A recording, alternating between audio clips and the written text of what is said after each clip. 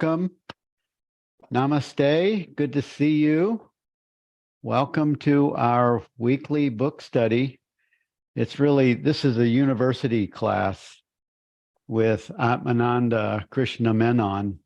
It's what it feels like. When we start to look at this material, it's like, wow, it's taking us so deep into questions I would never consider. Thank you for being here, and thank you, Amy Haible, for co-hosting in Jenny Sheehan's place. She was last week. She's traveling this week. And thank you all for being here. And before we get started, I am super psyched about the Awakening Minds film, part 1. It was launched on Monday, and there's nearly 90,000 views already since Monday. So it's really taking off like a rocket. And Lindsay, would you please post that link in the chat for everyone? You can just grab it and save it. Everyone didn't get a notification that it was published. But if you go to YouTube, you'll find Awakening Mind Part 1 is right there.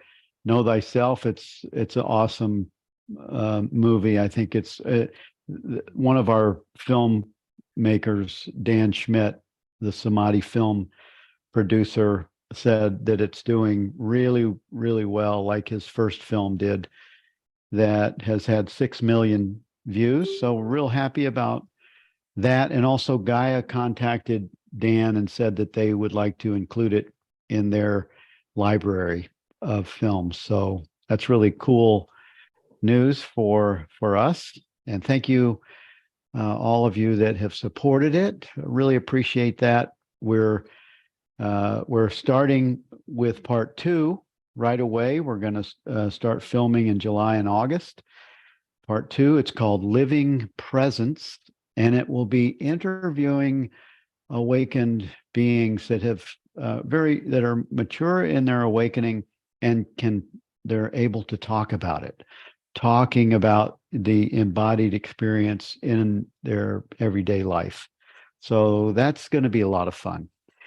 And Amy, are you ready to get started with this group of discourses? Yeah, I'm ready to go. Yes, I had to look up quite a few words. I don't know if Jenny's on this or someone that is more familiar with some of these Sanskrit terms. I'll do my best. I thank God for Wikipedia and Google and all that, but I'll do what I can do. Yep. Me too. I did the same thing. I'm going, what is that word? What's that? Yeah. It's good. And you know, it's nice when they sort of when they give the definition in English, so you don't have to look, but many of these are not offered that way. And these are questions that I think are helpful for us to consider, because as the mind that is awakening becomes more familiar or understands with more clarity, it just goes deeper. It goes deeper and deeper and deeper, and you kind of feel like something's happening here. I feel the way that it worked for me with A Course is the more I immerse myself in the teachings, the more moments I have during the day where I'll just wake up in a second and realize, oh, that just applied. And I don't work at it. I don't have to do anything with it. It just comes up. And that's what these teachings are doing as well. Yeah.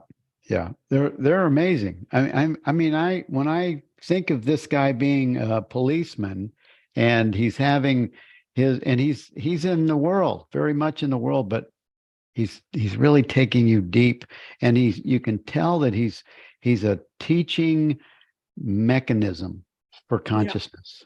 Yeah. I totally agree. And this first lesson, I really like this. Yep. How should you examine yourself? And he basically is doing the inverse or the reverse, the inverse of what the ego does. And instead of moving outward and looking into the world as being how you learn about yourself, you go inside and you do the reverse of what the unawakened mind does, or the mind that takes the world as reality would normally do. So he says, you examine in exactly the same way the ego would examine other persons or activities outside you, standing separate from and unattached to the person or thing examined. And here you should stand separate from the body, senses, and mind and dispassionately examine them. Which is There it is. right? It's just Yeah, inquiry. it's this. This is why it's so. It just even when you think of it, it's just a quiet seeing, Yes. and it's what you just said. It's you'll be doing. Could be dishes, could be gardening, could be driving to the grocery store, anything, and all of a sudden something drops in that relates to something that was offered here. Yeah. It's what Rick just said. It's just noticing, just sort of living in this state of noticing, just open awareness. And he goes on, he says, any attempt to adjust the object world to suit your enjoyment, permanent happiness, is doomed to failure. And this gets back to what we're going to be teaching. I need do nothing. I don't have to adjust it. It's in front of you. It's in front of you. It's already there. So he says, in the quest after truth, a subjective correction and establishment in your real center as the ultimate I principle will remove all your doubts and your difficulties and troubles. The other way is endless and impracticable. So looking outward, it's the whole ego's seek and do not find. It's looking inward, doing the opposite, and just abiding in that open self-awareness. And go ahead. I just don't think we can stress enough. Keep coming back to that. Keep coming back to that. Keep coming back to that. You can't. One can't do it enough. Just as long as you need to do it, keep coming back to it. Effortlessly. Yeah. It's funny. The ego has another track, and it's effort, and it's behavior, and it's an imposter. Yes. And I was just watching a beautiful Tom Dass video, and someone asked him, what was your awakening experience? And he says, well, it was gradual. It didn't happen all at once.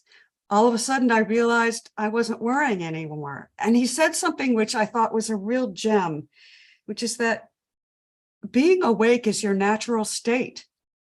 And so you might not notice that you're awakening. It might be a very subtle, quiet process because it is what you already are. For some people, it is a more abrupt experience, but for a lot of us, it's just a progressive path to noticing, oh, I'm in my center. I'm spending more and more time in my center. Yeah. There's a present awareness of true self-identity, and it has a different quality. It's awesome. Tom Dass is he just a few days ago agreed. I asked him to be in our part 2 film, Living Presence. So we're going to be filming him. He's great. He's such a gentle man. Yeah, he is. Yeah. I wonder if he still does doctor stuff. He's an I, MD, he's as is Jenny Sheehan, and yeah. I think that would be hard. Yeah.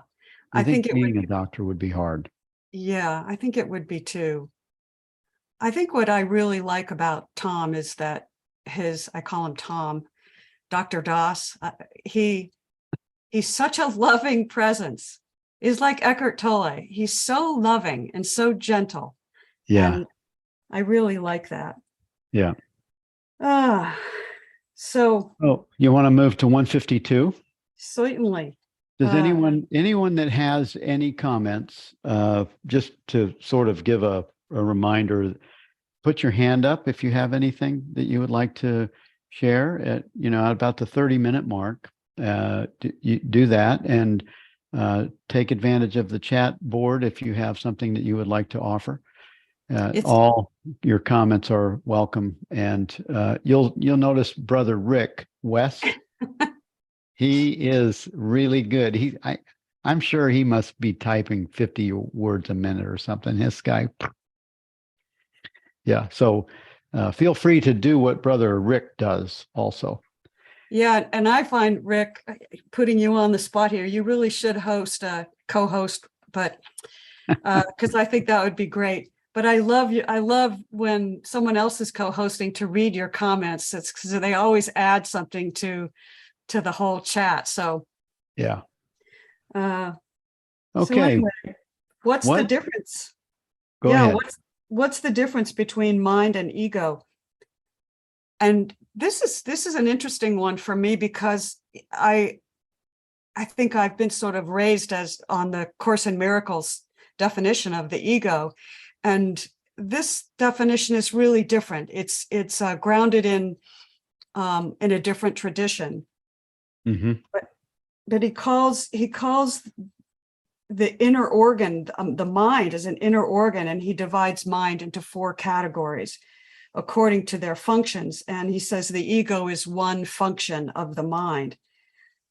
And the mind is that gathers impressions from the outside world.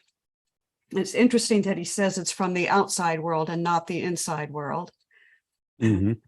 And reason is your intellect. It discriminates and selects from the impressions that the mind has gathered. And will is that which precedes and directs action. It may loosely be called desire. And that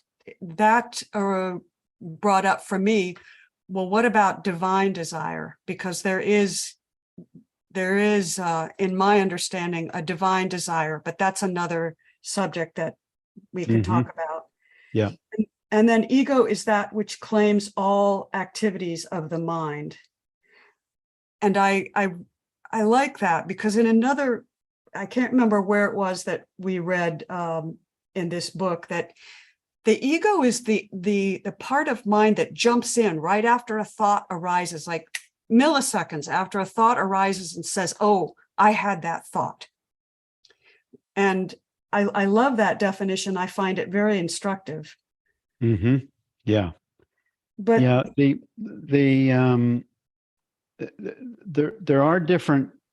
I mean, I think you could add 4 more categories, descriptions of mind. Ego is pretty. I mean, it stands alone, but mind has so many parts. Depending on, is it mind that thinks it's asleep or that thinks it's a person? Is it mind that is awakening?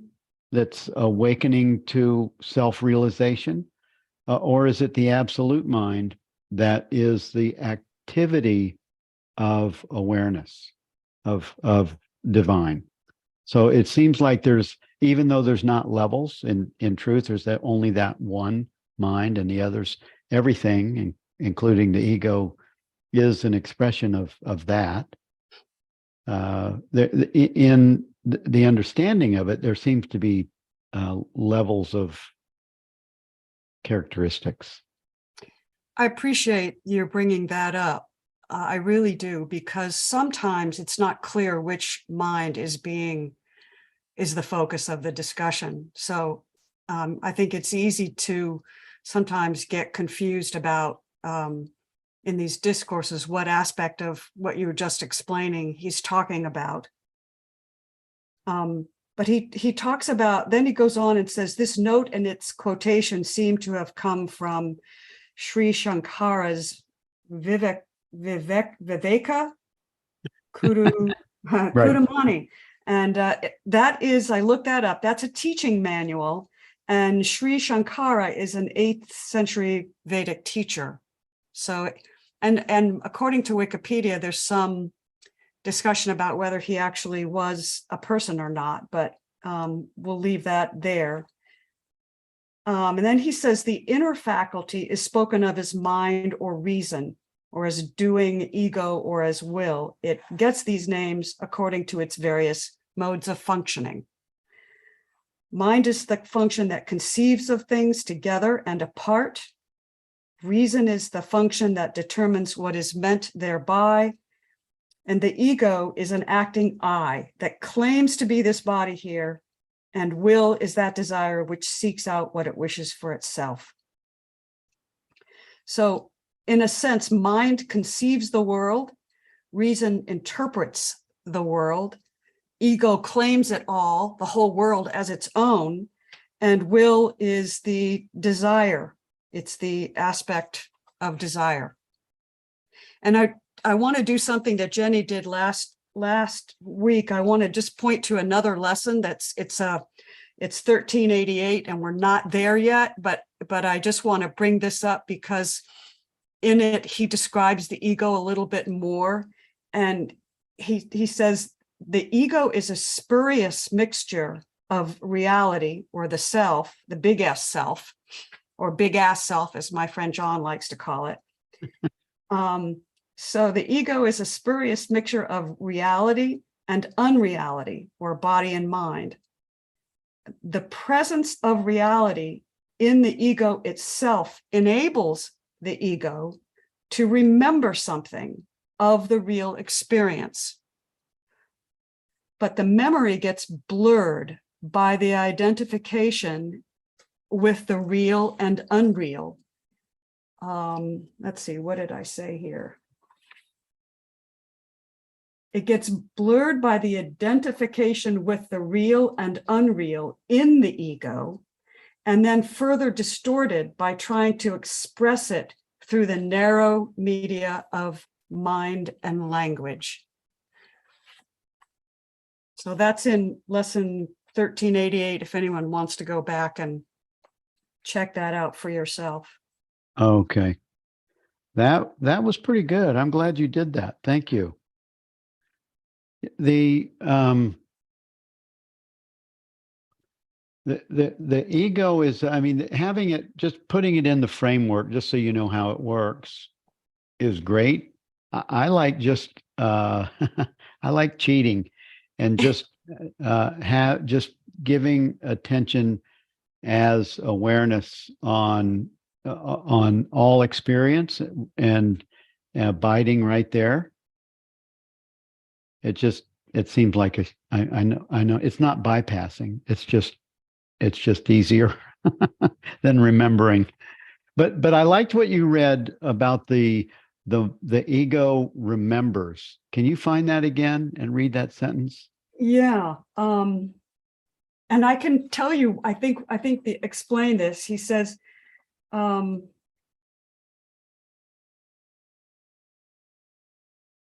well, the ego is a spurious mixture of reality and unreality. So it's a mixture. And the reason for that is that reality is present in the ego anyway. It's present in everything. Yes. Right? That's how the ego remembers anything, is because there is an element of reality there. Right. Right. Exactly. And so the presence of it itself enables the ego to remember something of the real experience. Right. Yes. Right. The presence of reality in the ego itself Yep, enables the ego to remember something of the real experience. exactly. That's like a refrigerator statement right there. I know. I Yeah. mean, yeah, and that takes us back to what you said in your introduction here. This is so deep. This is a really advanced class. Yeah. Yeah, it is. You guys are at the university level. We are, all of us. Yeah, all of us are. Uh, that's funny. So And going back to, it says mind in that third or second paragraph or description, mind is the function that conceives of things together and apart. And these are all phenomenal qualities. These are not absolute qualities of describing mind, reason. I don't think. And I like what Rick said. He said, at 12:15, I associate all desire with the ego. That said, I see a divine desire probably better being labeled as a yearning or interest. And the reason that's important is because all desire is stimulated by our desire to know everything as itself.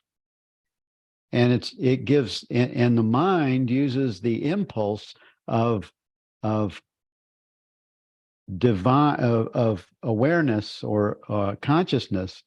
It uses the impulse as an impulse of getting, of wanting more, and that'll make me happy. And the only thing that really makes us happy is to know the self, is our self-awareness.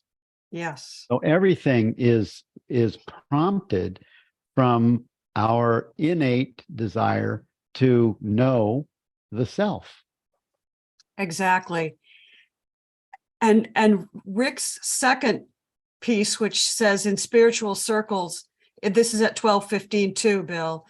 The ego gets a very bad rap, but I think it has a highly developed function. It's just not who you are.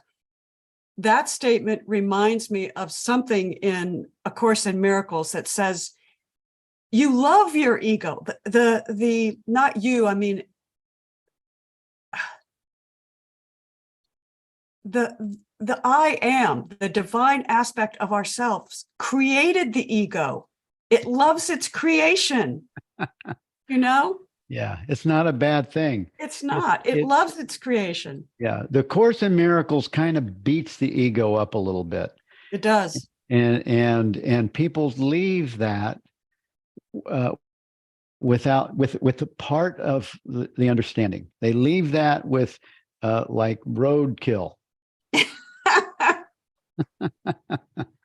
Yeah. Indeed, indeed. The ego almost, in A Course, almost seems like it's an entity, like Eckhart Tolle's pain body. It's like when I read about the pain body, I was like, whoa, I don't want that anywhere near me. The pain body. It seemed like it was, and then he talked about it coming from one person to another and following him from a meeting into a restaurant.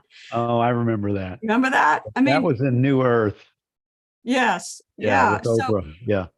but it is just it isn't what we are, and you're absolutely right. You go back to the center. It's not spiritual bypassing. It's going back into the I am awareness that is aware that the ego is at work. Rupert Spira talks about when a thought comes up or a feeling comes up, one can ask the question, in whose interest does this thought arise? And if it's a fearful thought, or it's not a loving thought, or it's an egotistical thought, you'll always know that because it will arise. You will recognize, the I am presence will recognize this thought is arising in service to the ego, which is not a bad form of practice. Well, what it gives us, and this is why this content is so helpful, because it causes you to pause and to see it and learn to have that experience, allow everything to be as it is from a place without judgment. Yes. Yes. And if there's judgment, being aware of that and don't judge that. Exactly. Yeah. It just makes life way better. It does. Yeah. Indeed it does. So this next Okay. one, shall we do that? What is ignorance? Yeah. This one I just found a little convoluted. But he says, he's asked, what is the questioner, what is ignorance? And he says, it's said to be the source of the world. And he goes back to the example taken of the serpent and the rope. And so here he says, here the ignorance of the rope coming just between, in that space between the rope and the serpent, is said to be the cause of the serpent. So when the serpent disappears, it's the ignorance that should naturally remain over. Okay. And I'm reading my notes here, which is why I'm a little confused. But then he says, when you bring in light and you examine the serpent, it disappears altogether. And in its place, instead of the ignorance supposed to be its cause, you see only the rope in its nakedness, beyond all doubt. Right. What I think he goes on to do in the next thing, which I find a little convoluted, is what he's saying is that the wrong perception is non-existent. The ignorance is non-existent, is what he's going to go into. So he says, so this ignorance, which never had any existence independently of the serpent, is also non-existent. Here, the ignorance is the object perceived itself, or ignorance means only the wrong notion. The world is a distorted vision of the big ass self by the small self.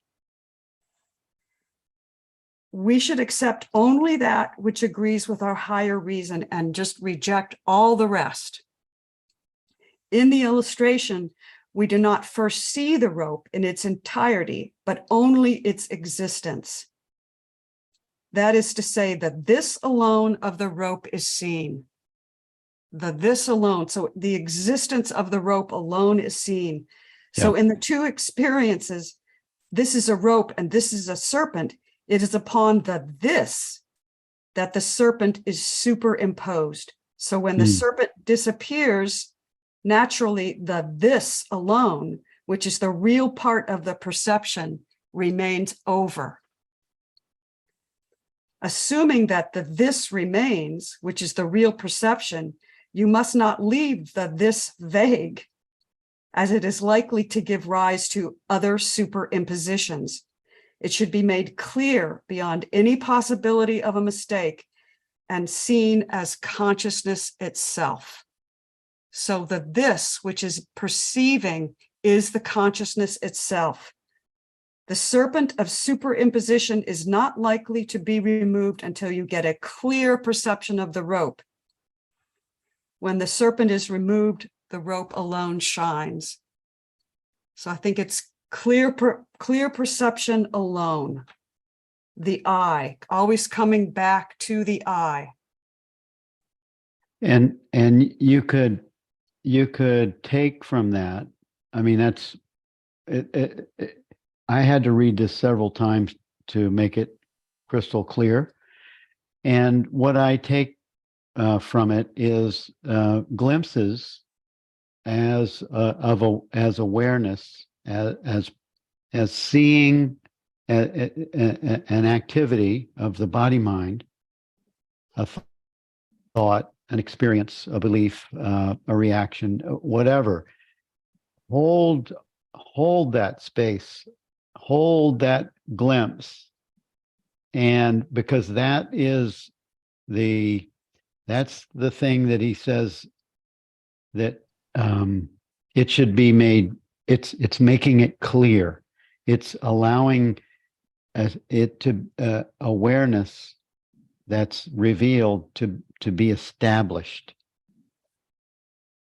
I like that. I like that.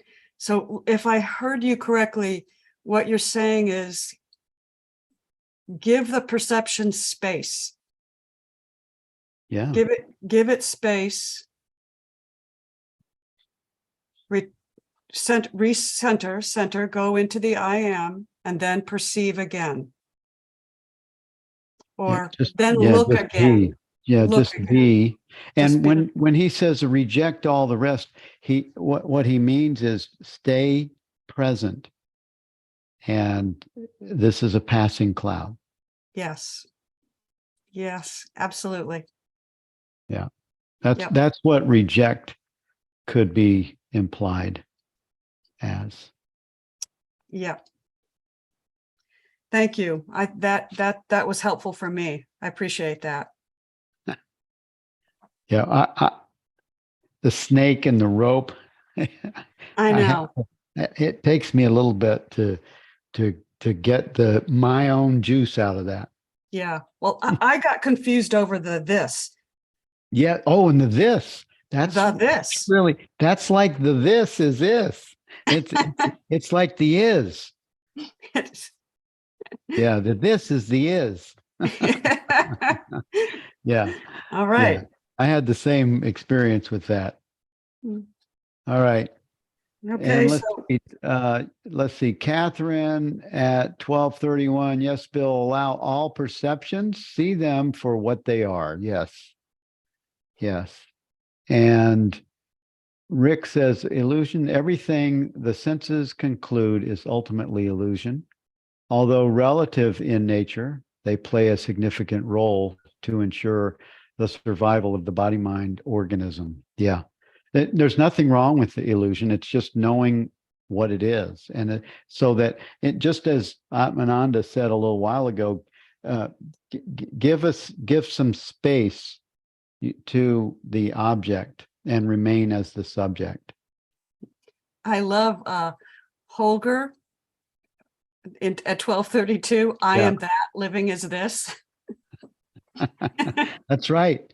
You know, Holger, Popeye had it right. Right? True. He was my favorite commercial, cartoon at 5 years old, Popeye. I am that I am, and that's all that I am. That's all that I am. Yeah. Okay. Vision of a personal God. Oh, wait a minute. No. We finished that last paragraph. Okay. You're right. So this is visions of a personal God. He says, yes, it is possible. And that it would seem more waking than the waking state. I mean, more real than the waking state, because that vision takes place in an intenser light. You know, this discourse is very short, but I think it really packs a punch, because it's kind of this is a miracle moment, or what's the other word for it? It's just a moment of intense, clear seeing.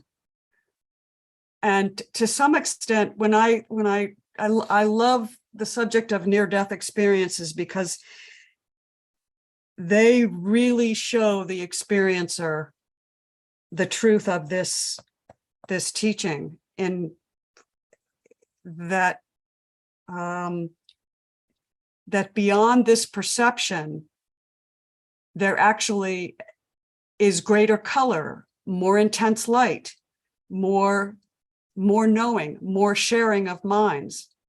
This is a very narrow field that we live in, but it is possible to have this personal vision of God. or of all that is. Yeah, I don't agree with that. I mean, I don't agree. I'm not saying I disagree with you, but I think a near-death experience is like another dream. I don't think that you experience. I don't think that it's necessary that you necessarily experience the absolute in the near-death experience. Like Anita Murjani, many of those near-death experiences speak of persons, people, conversations with the light, I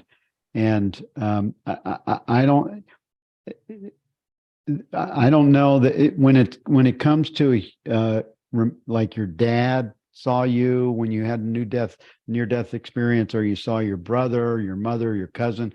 I think when it is related to your human experience, it's definitely just another dream.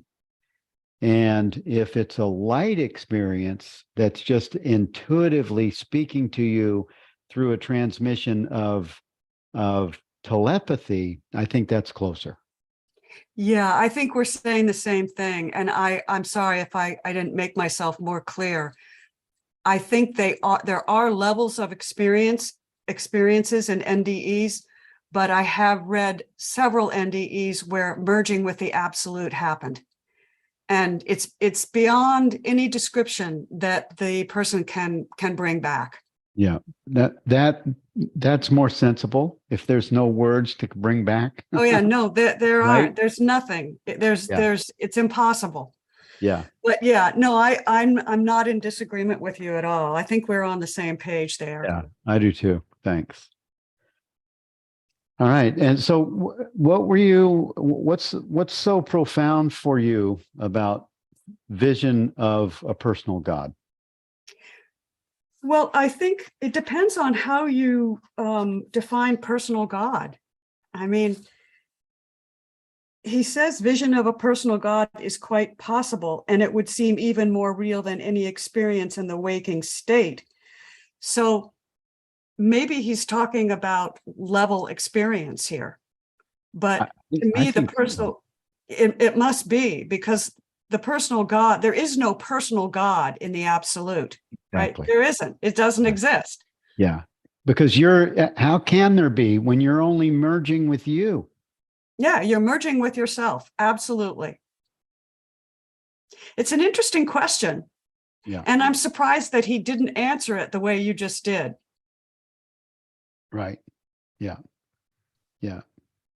So He said it would seem even more real. So he's discounting. He's not making it the absolute. And in fact, I'm surprised he doesn't say something about emotions being part of it, yes. because the personal God is the emotional aspect of the vision of the experience, and it's if there's a personal God, it's saying there's duality, and that it's a dualistic relationship, which it is, and that's not bad, but it's not it's not something higher than what you are. It's not No, the absolute. no, I mean, and it's a personal God until it isn't. I mean, and then it is the absolute. Yeah. Right. And I am surprised that he didn't just say that, but my notes say the I am that the person is. That's the personal God. It's the I Yeah. am that the person is. That's what my notes say There it in is. my That's margin. it. Yeah. And Andrew said, vision of a personal God is vision of Atma. But it's just you seeing you. Yes, that's exactly right. Yeah. And Carol, the love I felt from my personal God was my own love, somewhat veiled. Yes. Yes. Yes, yes. Exactly. Yeah. Everyone's seeing the same thing. Exactly. So it's the I am. Yeah. So 155, are we ready to go to Yeah. 155? Puja. You know, and this one kind of, I had to really go back and forth in this one. Yeah. So the puja done to the idol is also puja done to the self. How? I think the difficulty that a Westerner might have with this is that this really is speaking to a tradition that we don't have, because we don't do puja and we don't have idols per se, unless it's Christ being Well, crucified. Jesus is definitely an idol. That's what I was going to say. Christ crucified Yeah. on the cross hanging in the church is Right. a very strange idol, but it is an idol. But so puja is what he's doing here is he's commenting on a worship practice and a practice of adoration. Yeah. And so he's saying that when you adore the idol, when you practice worshiping the idol, you're also practicing worshiping to the self.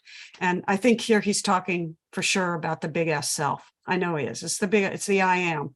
Mm-hmm. And so he says the first Did you shastric. say the big ass self? I always say the big ass self. That's funny. I hope I I'm thought not. you might be saying the big S self, but you Well, are saying big ass self. I That's go funny. back and forth, and I don't mean to offend anyone. God Offending loves me. humor, you know. Yeah, I of course. we love I just want to make sure I'm hearing ass correctly. Sounds good, Amy. Okay, well, no offense here, but so he describes this method of puja, and he says the first item of the shastric puja, and the shastric is this cleansing, and it's cleansing of the spirit. It's also cleansing of weapons or tools, or it's kind of an it's not a practice that we would really know too much about, but it's a cleansing activity that is sitting erect before the idol and then transferring by thought the atmic, the Atman, the highest principle in you, to the idol in front of you. And this is called avahana, which is invoking. It's called invoking. That's what avahana means. It's carrying back into, invoking your highest principle into the idol. And then after going through all the different items of the puja or cleansing, then again, the final act is restoring it or taking it back into yourself by thought to its original center. And this is called the udvahana. And this finishes the puja. And it shows this shows most clearly that you had actually been doing puja only to the Atma in you. Moreover, if you happen to forget often the last part, namely the udvahana, you will find in course of time your energy being slowly reduced and your mind getting weaker. I was surprised by that last sentence. Why? Because what he's saying in here is that it shows clearly that you have to take the highest principle of yourself back into yourself from the idol, or you'll find yourself getting weaker. If you don't do that, you'll find yourself getting weaker. And that seems a little ritualistic to me. That is believing that the idol actually has the power to hold on to the Atman within you, and it doesn't. It says you can give it away, but you can't give it away. Yeah, it is definitely a ritual idea. I like it. That's what I've got this guy right here. This is a kind of idol. I really love it because it symbolizes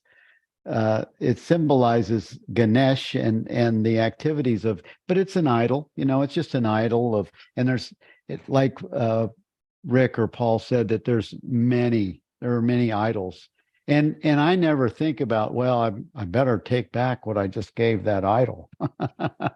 Well, you must be getting weaker. Right. Yes. I don't know about that. I have a perspective on it that it's just a symbol of an idea of teaching, really. I don't give it all of those other meanings. Yep. Yeah. So I think this discourse is I think it's meant to be really most educational for the person that knows what you're talking about, Bill, what the puja is. And Yeah. It is interesting though. I mean, it is, we give there is some energy of transference when we give adoration or awe. There, we're separating ourselves from the object instead of just allowing the object to just to remind us of the absolute presence yeah, that everything is. So for me, breaking it apart, fragments our essential self. the example that comes to my mind right now is I could see a beautiful flower and look at the flower and say, the divine is in that flower. I see it. But I'm not finished unless I draw that back into myself and say, it's the divine in me that recognizes the divine in the flower. And that brings it full circle. Mm-hmm. And that may be what he's really getting to here is this is a full circle practice. Yeah. Yes. I love what Pragati said. There is no draining unless we make the idol synergize with the ego. Yes. Yeah, Yes. we've given the, yes, exactly. I don't think we can add to that. That was No. perfectly said. Thank you for that. That's Yeah. right on. So are we ready to go to talking about knots? Yeah, knots. The Hridaya Granthi. Hridaya is the spiritual heart. And Ramana Maharshi talks about the spiritual heart is really the seat of the self. Yeah. And so the Hridaya, or the spiritual heart, and the Granthi is the knot.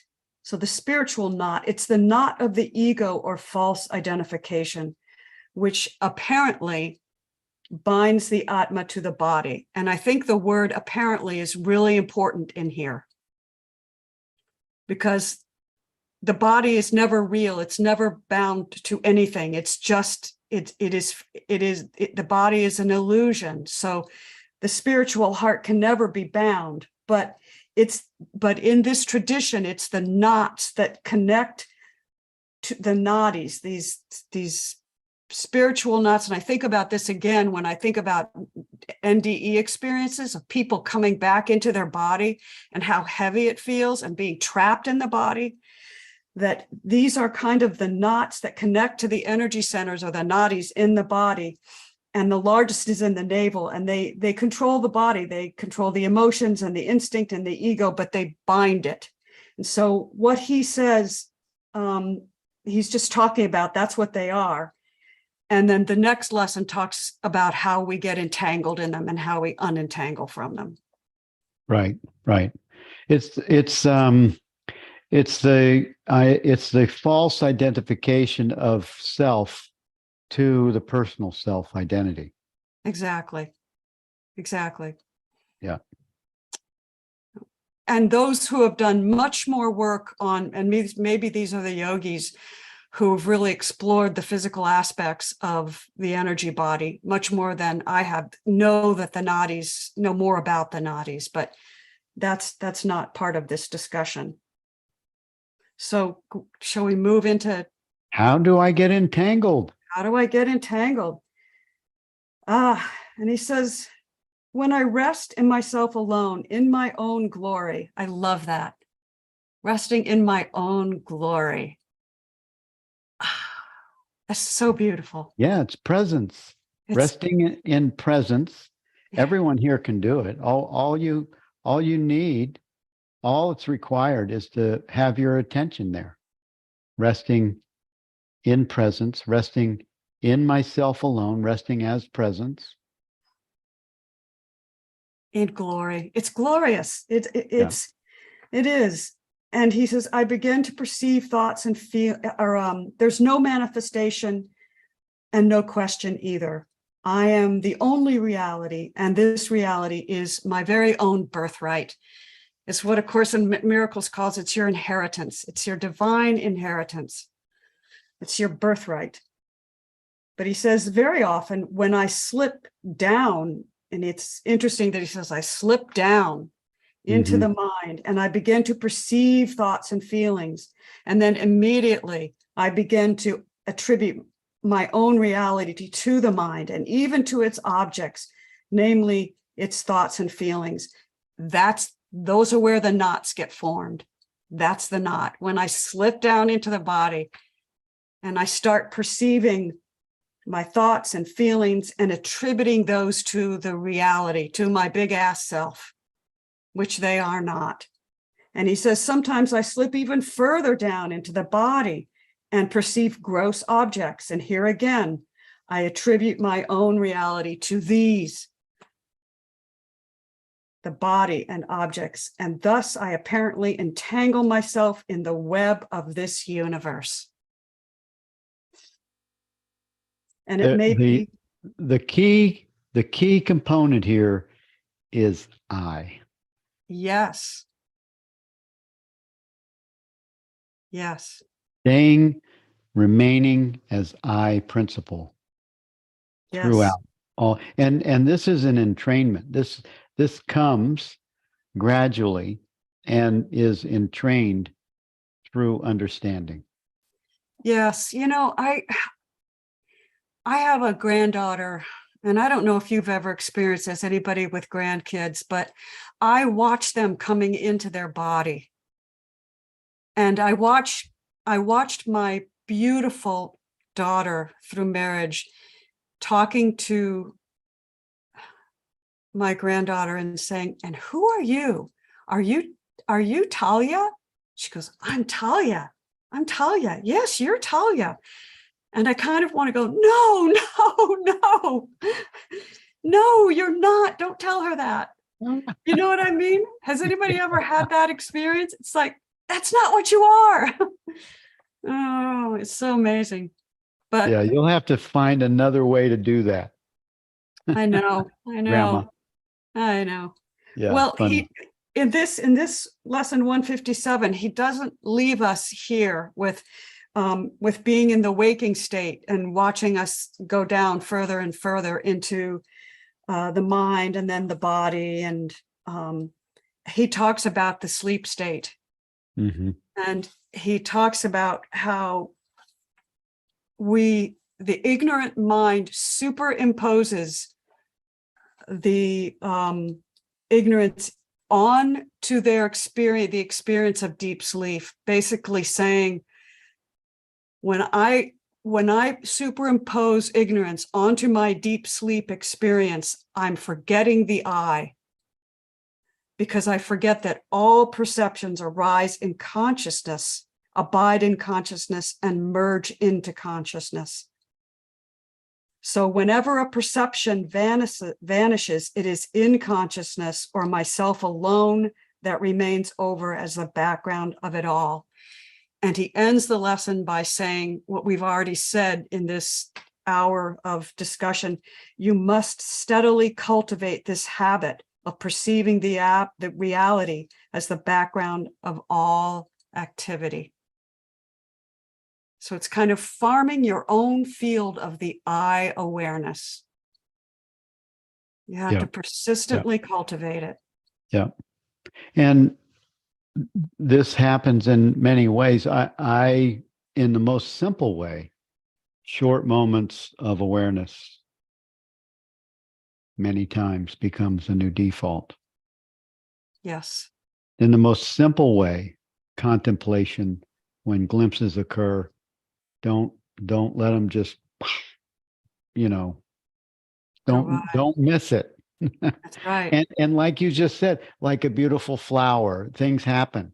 Like an ant walking on something. Just, being with that experience, even if in a momentary matter, just a glimpse of reality. Yes.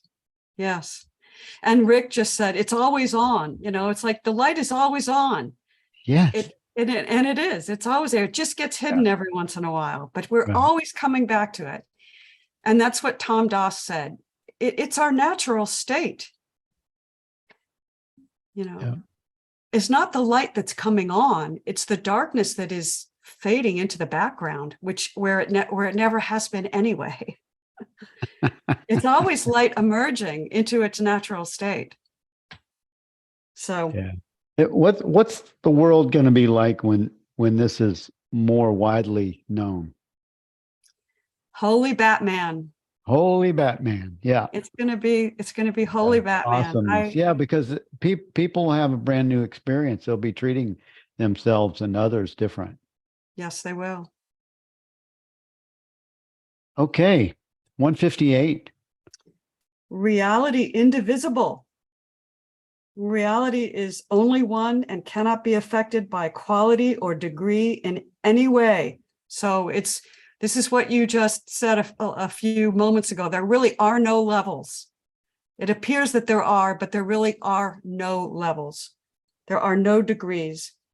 Reality is purely subjective. I am the only subject, and all the rest are objects.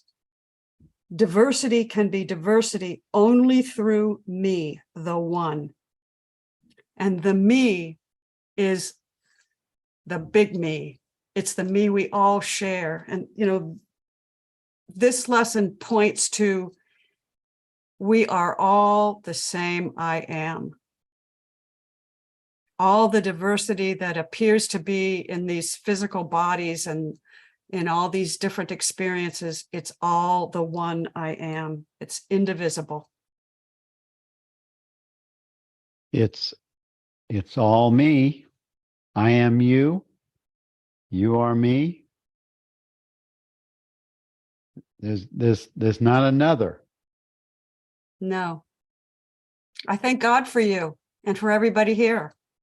Mm, yeah. I'm thanking myself. Thank you all. Thank you for being me. Yeah, right. Oh. Is this the last one? No, there's two more, right? Okay. 59 and 60. No, I think yeah. Okay, good. Okay. Relative sapaskshaya. And I couldn't really find a good definition of Shapashkaya, so maybe who was it? Pragati can help us out on this. I think Shapashkaya means this dependency. That's all I could get. Is relative means in relation to the big me, the big M me, and not in relation to other objects as is ordinarily understood. This kind of takes us back to the previous lesson. He's just reinforcing it. Yeah. Everything is connected with me, the big me, first, and only through me to something else. So everything else that appears to be not me doesn't exist. It's only me. It's only the big I. Well, it exists, but it exists in Through. me. Yes, it's through the oneness. All diversity exists through the oneness. Yeah. All apparent diversity. Yeah. Thank you, Rupert. Yes.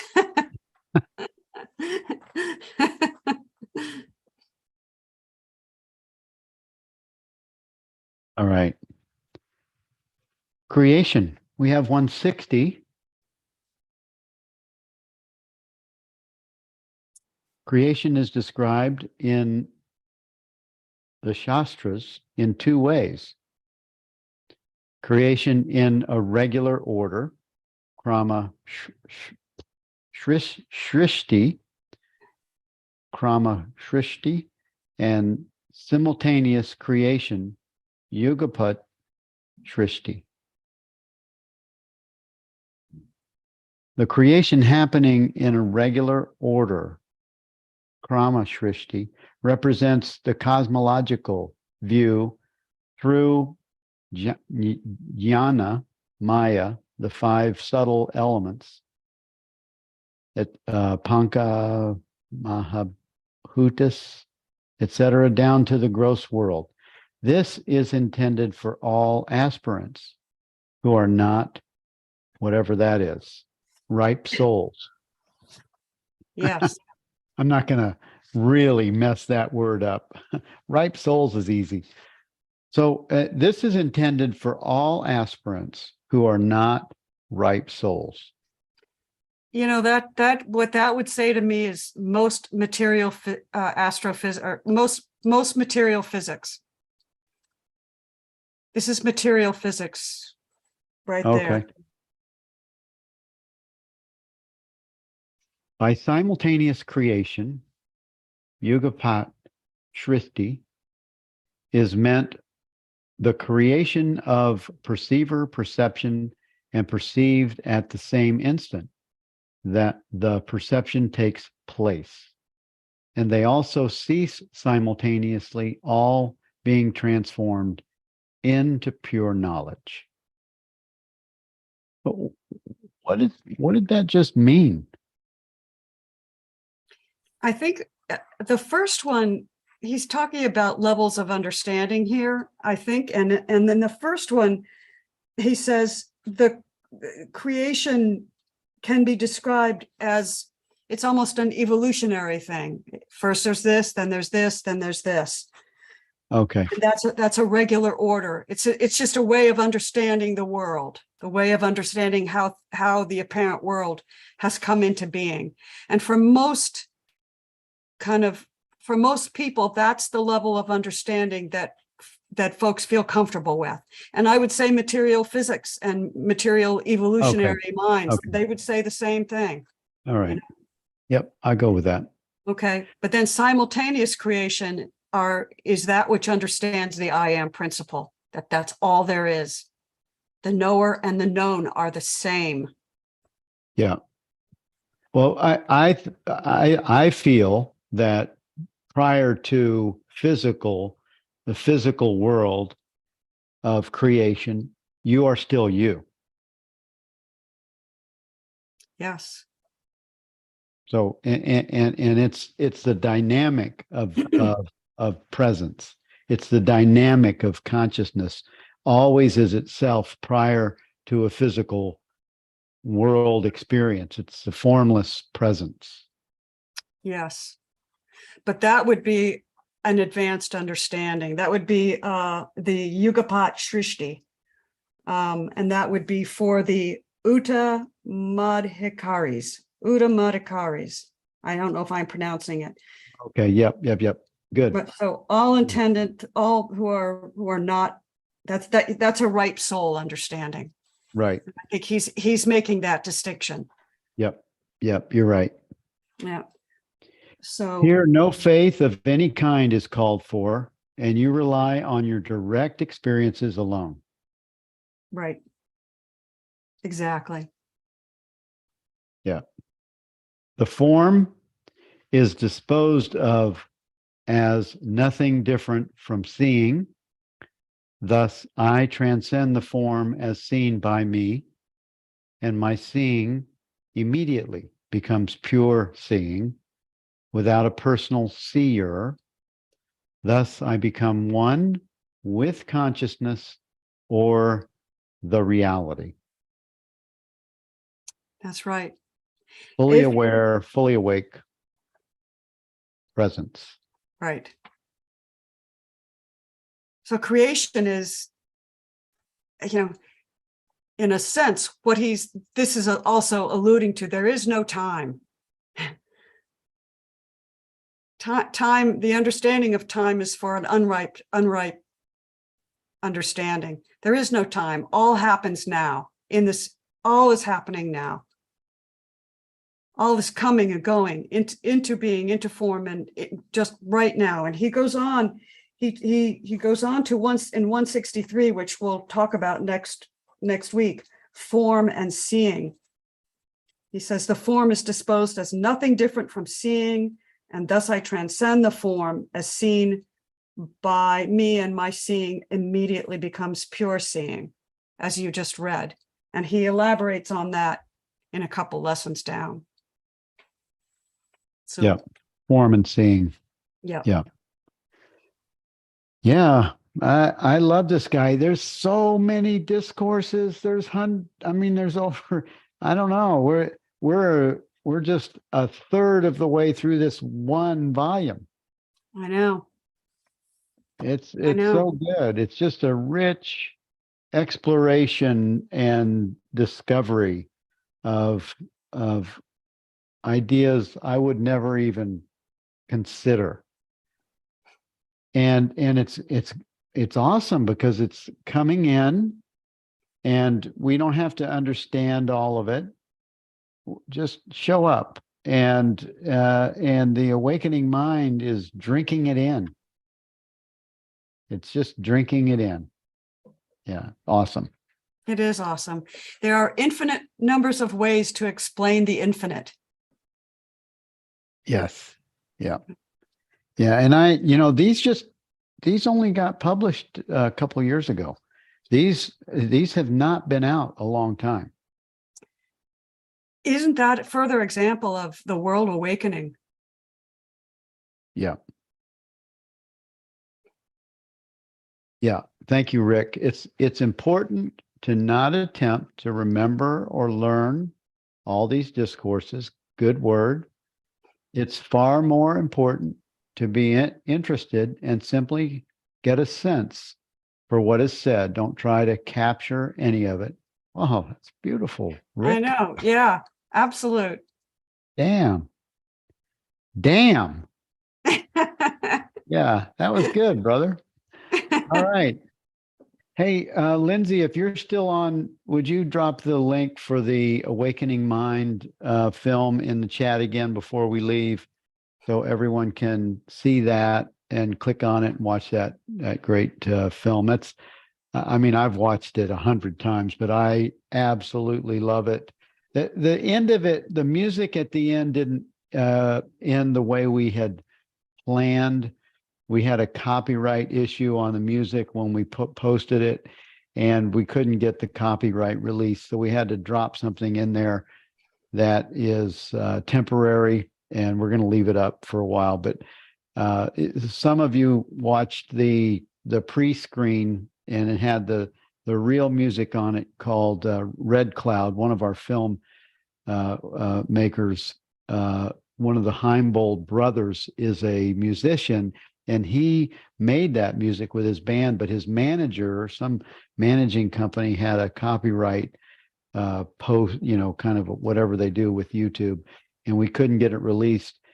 And so I don't think we're going to put it back in the film because we don't want Gaia to have a problem with it and in distribution. So we're going to leave it off. But please watch the film if you have a chance to watch it. It's an hour and 7 minutes. And I can't wait. That's going to be my evening entertainment right there. I can't wait. It's going to be like eating candy again. Oh, good. Well, have some candy, have some dessert, some cake. All right. Well, I think we're at the end. We still have 5 minutes left, but I think we finished these discourses. And William Price will be up next week. And William's always got some good.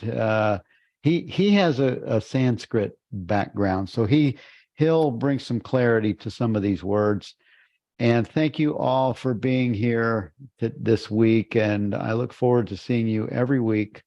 It's great to have these conversations. And I love the variety of our co-hosts. It just really helps to make it interesting. Everyone has a different way of expressing and listening and sharing. And consciousness has put all this together. So thank you, consciousness, and all of you. And we'll see you all next week. Enjoy.